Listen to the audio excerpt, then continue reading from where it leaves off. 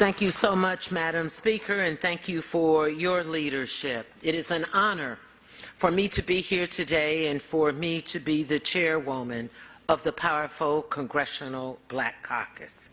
To the King family, thank you, Martin, Andrea, Yolanda, for the peace walk that we just did, for keeping the dream alive and for deliver for voting rights.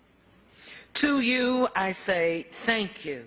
But today we come to seize the opportunities for justice that lay before us now, because we cannot redeem the soul of America without the courage to fight the barriers of cultural, systemic, environmental racism. And at every turn, we must remind America that we have the right now. The right for education, the right for child care, housing, economic and social justice. But what? It is all born out of the right to vote.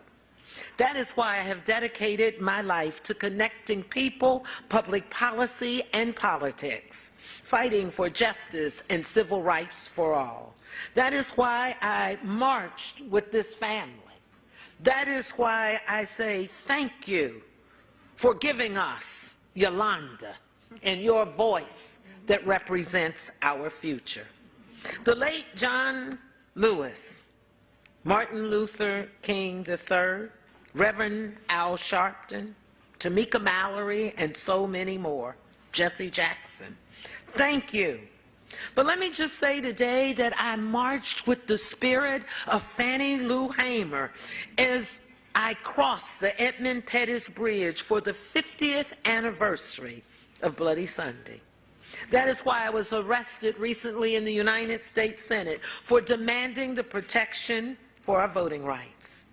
I stand on Fannie Lou Hamer's shoulders. I stand on the shoulders of Shirley Chisholm, Coretta Scott King, Rosa Parks, and Dorothy Height.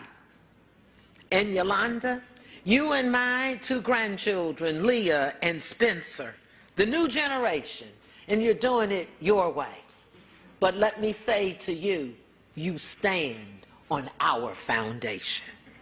Together, we must tear down the walls of injustice against voting rights and insist that the Senate pass the Freedom to Vote John R. Lewis Voting Rights Act, because silence is not an option.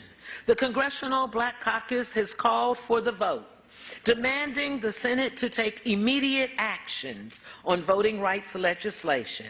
We will not yield our efforts to enshrine voting rights legislation into law, nor will we allow a filibuster to filibuster away our democracy and our voting rights. Today we are speaking to a pained and frustrated nation, but tomorrow and the days to come, we will witness the Senate do its job to call for the vote. But let me say this loudly and clearly. We must draw the line in the sand of justice for any member not standing with us on voting rights. They are obstructionists to the America's promise of freedom and justice, and we must stand against them. The nation must join us and make some noise. Your father and grandfather said, lightning makes no noise, no sound until it strikes. Well, America, today let's make some noise. To this nation, let's stand up and strike back, fight for our voting rights.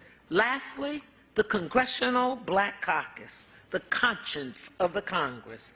I promise you that we stand with you. We stand with your father's dream.